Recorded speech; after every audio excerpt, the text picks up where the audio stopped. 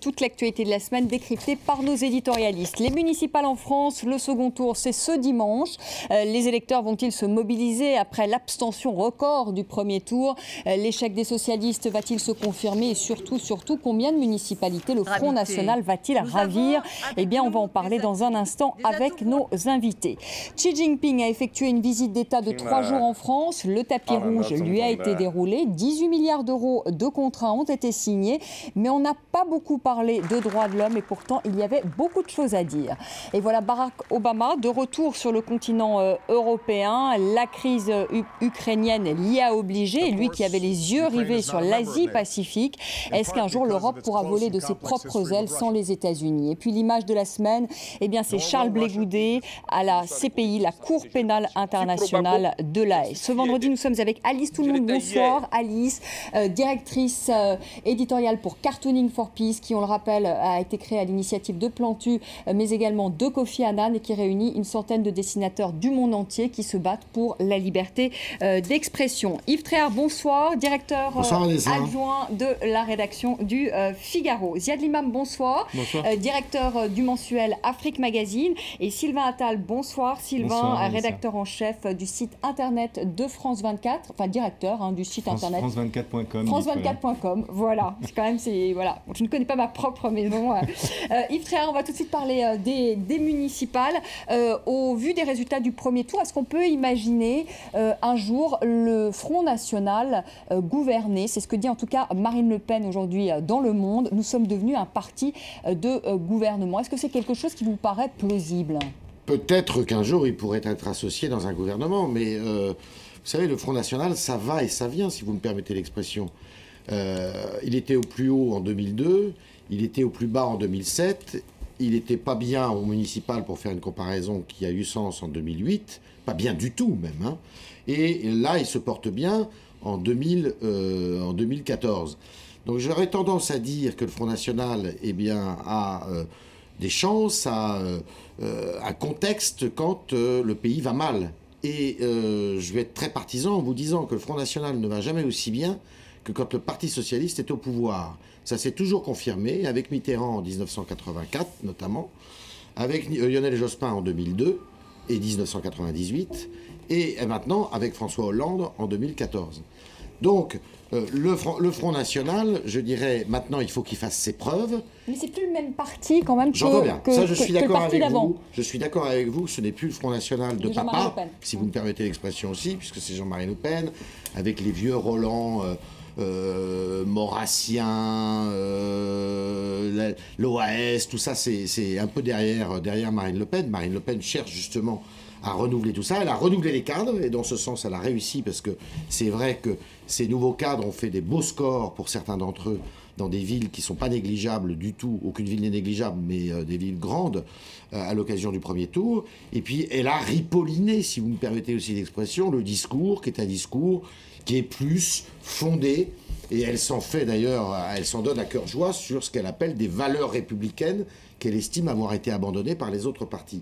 Alors évidemment, ça flatte les lecteurs qui se sentent un peu perdus dans un monde compliqué, dans un monde où il y a une Europe qui marche K1, K1, et dans un monde où les vieilles recettes des partis traditionnels échouent, puisqu'on a toujours un chômage qui est élevé, puisqu'on a des déficits qui sont élevés, et puisqu'on a une croissance qui est quasiment nulle. Cela dit, c'est pas pour ça que les recettes... Vous dites, Yves Tréhard, finalement, vous dites que c'est un vote protestataire, le Front National. Est-ce que c'est pas aujourd'hui devenu un vote d'adhésion? D'adhésion, mais d'adhésion pour voir. Si vous voulez, on donne un ticket et on voit. On va voir avec les gestions municipales si ces gestions sont multiples.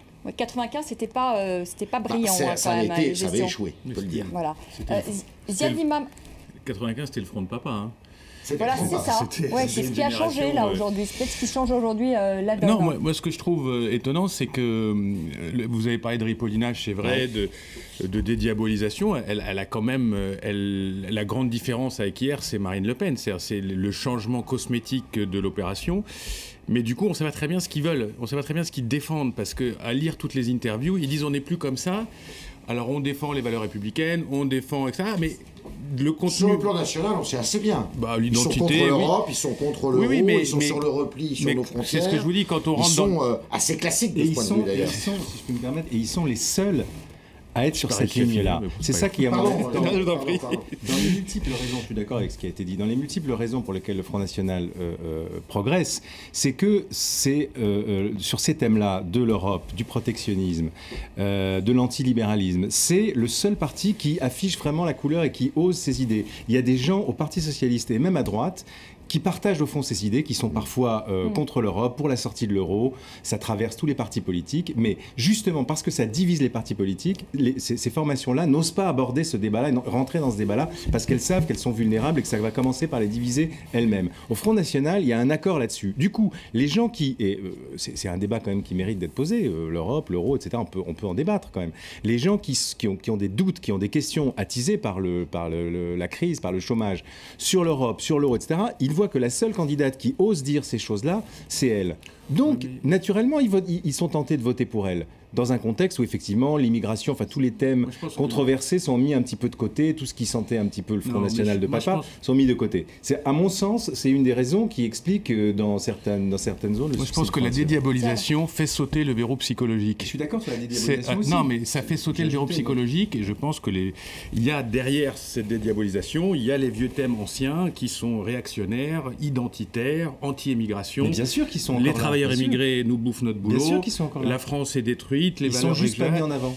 Oui, mais c'est ce que je vous dis. Ils sont exprimés différemment. C'est ce que je veux dire, mais le fond de ça, c'est que la stratégie, elle est très claire. On vous fait croire qu'on est des gens bien, mais au fond, on est des gens pas bien. Et c'est ça qu'il faut dénoncer. C'est ça qu'il faut continuer à dénoncer. Regardez le programme, réellement, ce que ça veut dire. Quand on dit on va sortir de l'euro, ça n'a aucun sens, tout le monde le sait.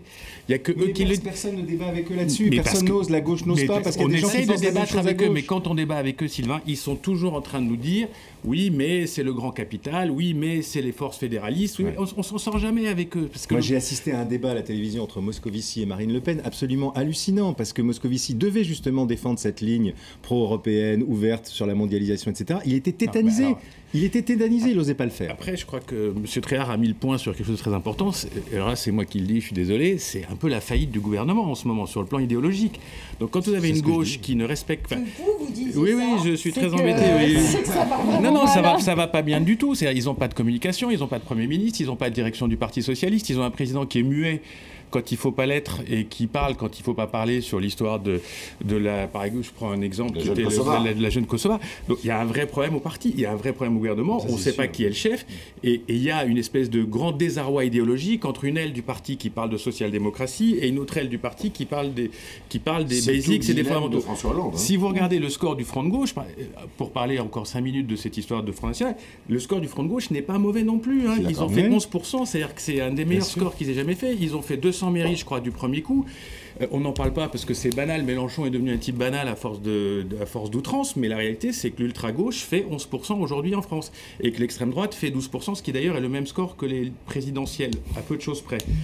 Voilà la réalité. Je suis d'accord avec Ziad là-dessus. Il y a plus de gauche, il y a un problème de gauche. Ce qui est vraiment, c'est manifeste à la lumière de ces élections, c'est le rejet de la politique du gouvernement et de ce gouvernement. Parce que vous prenez les listes les unes après les autres. Vous prenez l'UMP, fait pas un mauvais score. Oui. Vous prenez les écologistes, qui sont pourtant très critiqués au sein même de la majorité comme des empêcheurs de tourner en rond. Ils font des bons scores.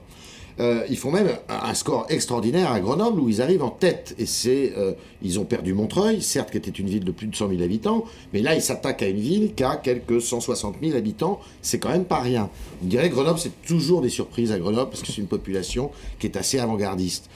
Vous prenez le Front de gauche, parti de gauche et parti communiste, ils arrivent à des scores qu'on n'attendait pas.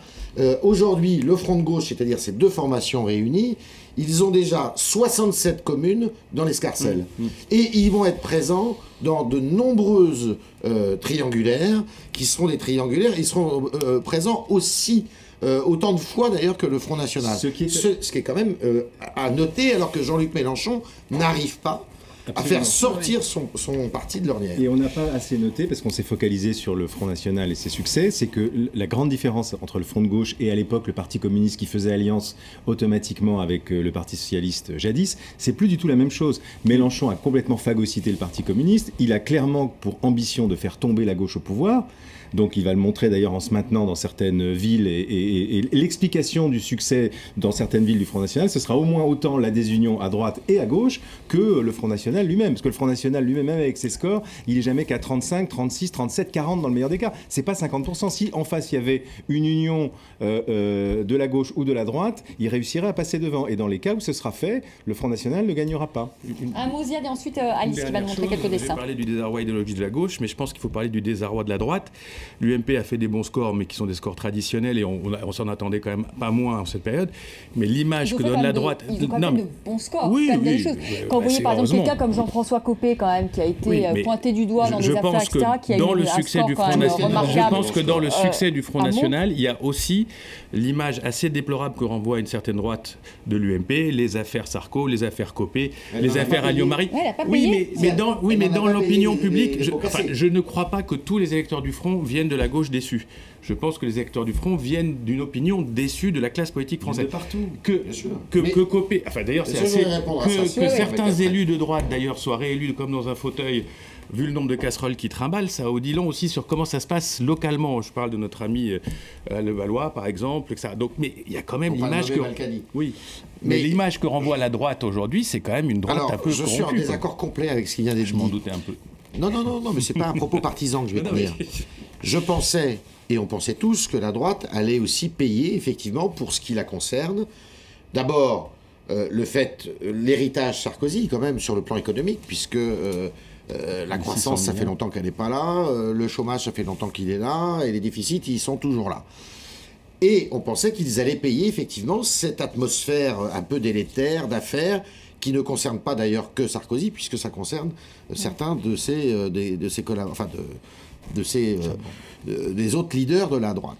Et qu'est-ce qui se passe? C'est la grande nouveauté du vote Front National, me semble-t-il, si on regarde bien dans le détail, c'est que le vote Front National est alimenté par des électeurs qui ne sont pas uniquement des électeurs déçus de la droite traditionnelle, mais que de plus en plus, ce sont des gens qui viennent pas seulement du Parti communiste, puisque là les vases communicants ont beaucoup marché, mais aussi du Parti socialiste. Et j'aurais tendance à dire, pour aller plus loin, que si les Verts, parce que les Verts c'est quand même une grande question, pourquoi les Verts arrivent à se maintenir aussi fortement à un étiage très élevé, c'est parce que le vote vert, à mon avis, a été un vote protestataire de socialistes déçus qui sont allés se reporter sur des écologistes. Donc là, c'est ça qui est assez intéressant dans cette élection. On va voir ce que donne le deuxième tour. Généralement, quand il y a de l'abstention au premier, il y en a au deuxième. Il n'y a qu'un seul exemple qui infirme ce propos, c'est les élections municipales de 1967, où il y avait eu un sursaut, où on était allé davantage voter au deuxième tour qu'au premier. Mais ce qui était manifeste dans cette élection-là, c'est pour ça qu'il faut faire attention, ça peut changer, dans 6 ans ça sera peut-être plus la même chose, c'est que là il y a un rejet global de la politique de ce gouvernement, ça a été très nationalisé finalement. Oui, mais avec un bémol quand même, c'est-à-dire que c'est sûr que la gauche en a payé plus le prix parce qu'elle est au pouvoir. Bah, évidemment. Ça c'est sûr. Et on peut pas mettre sur le même plan. Et sur l'UMP, je pense qu'on peut se dire qu'elle n'a pas payé le prix, mais en même temps, elle n'a pas fait... Disons qu'elle aurait pu faire encore de meilleurs scores compte tenu de l'impopularité quand même record du gouvernement. Elle aurait pu faire encore de bien meilleurs scores. Donc voilà. Un dessin qui récapitule bien la situation au soir du premier tour, puisque là c'est un dessin d'Aurel, j'espère que vous le voyez, qui s'affiche à l'écran. Aurel donc qui dessine pour le journal Le Monde, et là c'est un dessin qui a été publié sur Yahoo Cartoons. Donc évidemment, alors l'UMP c'est un vieux bateau qui fonctionne plus très bien, qui avance un peu mal, mais qui est quand même en première ligne, qui se fait devancer par le scooter du FN. Derrière on a Hollande ou quelqu'un d'autre du PS, un pédalo rose, ça avance tout doucement, et puis le front de gauche en arrière. Un autre dessin de Chimulus, donc qui dessine au Nouvel Obs, là c'est à puni carrément, parce que ça a été un vote peut-être de punition, comme on l'a dit tout à l'heure, envers le gouvernement de François Hollande. Et la pêche aux abstentionnistes, on en parlait tout à l'heure sur ce plateau, parce qu'effectivement il y a eu beaucoup d'abstention, on n'en parle pas plus que ça. Je trouve qu'on se mobilise beaucoup sur d'autres choses, mais c'est aussi important dans le contexte de rejet de la société actuelle, de la politique actuelle, des choix sociétaires. Et là, justement, un dessin de JO qui vient de Toulouse, ville très importante. On va voir ce qui va se passer dimanche soir là-bas, sur la circulation alternée. Est-ce que le PS va pouvoir continuer à conduire le pays dans les municipalités? On va voir ça dimanche soir. Et un autre dessin qui nous vient de Belgique. Alors là, encore c'est une analyse pour un premier temps, et après je vous montrerai d'autres dessins plutôt sur le Front National, mais là qui s'en prennent d'abord au gouvernement de François Hollande, qui est évidemment descendu suite à sa politique, comme vous le rappeliez, Ziad, assez mauvaise quand même, il faut le dire, même si moi aussi je suis plutôt de gauche, si je peux l'exprimer ainsi. Bah, c'est dit Alice, hein, bah oui, non, mais bon, on défend la liberté d'expression, moi je dis les choses, mais je suis aussi déçue actuellement par le gouvernement en place au niveau de la communication. Là, c'est un dessin de Pierre Kroll, le soir, publié en Belgique, municipal, et là, c'est François Hollande qui dit « Il y en a encore combien comme ça? C'est le dernier tour, Monsieur le Président, c'est bientôt fini. » Bah oui, parce qu'il nous apparaît quand même pas très vif en ce moment, François Hollande. Un dessin de Plantu, parce qu'effectivement, pourquoi faut analyser les raisons de ce vote, de cette punition aussi, comme le disait Chimulus dans son dessin, si on peut interpréter le vote ainsi. Dessin de Plantu en une du Monde cette semaine. Le chômage en hausse, bah oui, toujours, le mois de février, 0,9% les chiffres étaient très mauvais, voilà. Le chômage, il y en a marre, le y en a marre de Plantu dans l'Express de cette semaine, mais c'est le y en a marre du Pôle emploi, c'est le y en a marre de beaucoup de Français, et c'est le y en a marre peut-être du Front National. Yves Tréhard, il faut remanier, là, il n'y a pas le choix. Alors, mais s'il faut remanier avec qui? Il faut remanier avec Jean-Marc Ayrault. Oui, il faut peut-être que c'était la une de Libé d'ailleurs. Oui, remaniez-vous, c'était excellent. La claque, remaniez-vous. C'est le président de la République. Non, mais le problème du président de la République, c'est qu'il est face à une situation inextricable, selon moi, en termes politiques. Pourquoi? Parce qu'on l'a dit, ce vote, pour ce qui est de la gauche en tous les cas, a montré qu'il y avait plutôt une inflexion pour plus de gauche, pour une politique qui soit davantage une politique socialiste, voire plus écologiste, et Dieu sait si de ce point de vue il a pu sans doute décevoir beaucoup.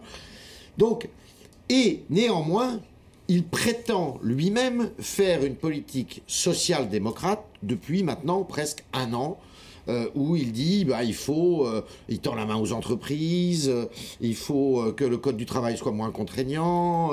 Bon. Mais pour l'instant, c'est que des mots.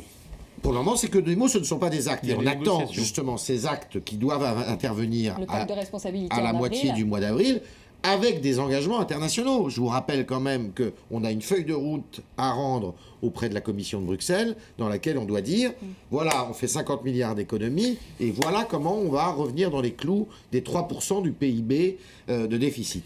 Donc le problème de François Hollande, c'est s'il écoute son électorat, eh bien, il prend plutôt quelqu'un comme Barthelone, si vous voulez. Et s'il s'écoute lui, s'il écoute la politique qu'il doit faire, c'est plutôt Manuel Valls, lequel Manuel Valls a été d'échec en échec ces derniers temps, parce qu'il a fait une tournée anti-FN dans toutes les villes où il est passé. Le FN est arrivé quasiment premier, hein, Avignon, Forbach, Saint-Gilles, enfin Marseille, deuxième. Bon, c'est pas les tournées des politiques. D'accord. Mais dans sa ville, il fait 70% Manuel Valls maintenant à Évry.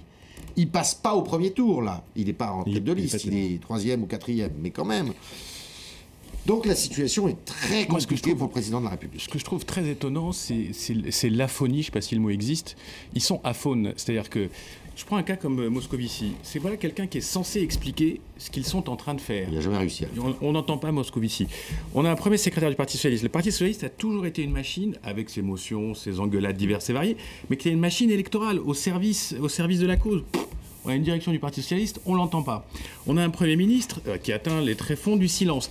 Donc il y a vraiment un problème. C'est-à-dire que moi je trouve qu'au-delà de la décision idéologique, qui est très complexe, parce que tout le monde sait qu'il n'y a pas d'autre choix d'ailleurs que cette direction social-démocrate pour les 3-4 ans qui viennent, au moins sur le plan budgétaire, mais parlez, expliquez-vous, remuez-vous. Et là, c'est le silence. C'est un truc de fou. Allez, un petit dernier mot, Sylvain Attal, parce qu'on va faire une petite pause. C'est un gouvernement qui brouille tout. C'est-à-dire que dans l'esprit des gens, on confond social-démocratie et rigueur. Même austérité, pas seulement rigueur. Alors qu'il dit on va faire une politique social-démocrate qui supposerait des réformes. Pour l'instant, il n'y a eu aucune vraie réforme d'ampleur.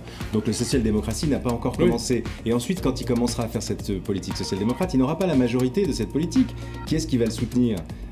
Alors que quand il a été élu avec le soutien d'un Bayrou, par exemple, s'il avait tout de suite mis en place cette politique social-démocrate, naturellement, il se serait tourné vers le centre. Mitterrand a fait un peu la même chose sur son premier mandat, 2 ans de pur... En 83, le tournant. Allez, on va faire une petite pause, le temps du rappel des titres, et on reviendra à l'actualité internationale. On parlera notamment de la visite de Xi Jinping à Paris, visite d'État donc de 3 jours. Et nous parlerons également de la tournée européenne de Barack Obama. À tout de suite.